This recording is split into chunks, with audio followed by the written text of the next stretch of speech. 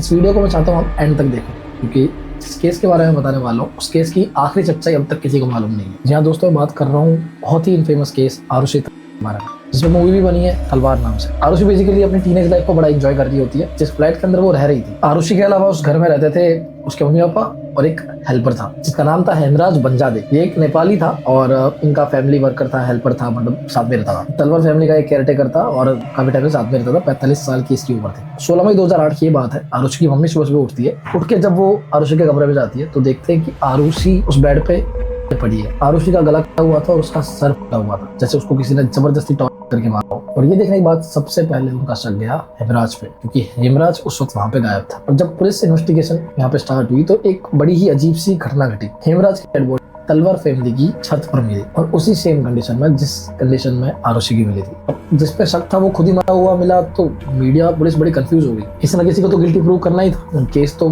And करना पड़ेगा ना। तो पुलिस ने एक बात बोली और इतनी वाहियात घटिया बात है ये कि आरुषि के पापा ने हेमराज और आरुषि को साथ में देख लिया था संदिग्ध अवस्था में, जिसकी वजह से वो गुस्सा हो गए और उन्होंने पहले आरुषि को चाक से अपनी गोल्ड स्टिक का इस्तेमाल करके दोनों का सर फोड़ दिया और दोनों का मर्डर कर दिया। इस वजह से मीडिया पागल हो गई और आरुषि को शेम करना स्टार्ट कर दिया। उसके माँ बाप को मॉन्स्टर की तरह पब्लिक में दिखाने लग गए। लेटर देन सीबीआई ने इस केस को टेक ओवर किया। बहुत सारे इन्वेस्टिगेशन हुए, कुछ नौकरों को और पकड़ा गया, लेकिन कोई प्रूफ नहीं मिला कि उन दोनों की हत्या कैसे हुई। और 2013 में फिर से आरुषि के मॉम डैड को ही गिल्टी प्रूव किया गया और उन दोनों को ही उम्र कैद की सजा सुना दी गई। लेकिन फिर 2017 में इलाहाबाद हाईकोर्ट उनको फ्री कर देता है, क्योंकि उनके पास इस केस का कोई प्रूफ नहीं था, कोई विटनेस नहीं था, कोई मर्डर वेपन कोई बरामद नहीं हुआ, बस फालतू बकवास बातें हो रही थी। और तब से लेकर आज तक किसी को पता नहीं चला कि आरुषि और हेमराज को मारा तो मारा किसने।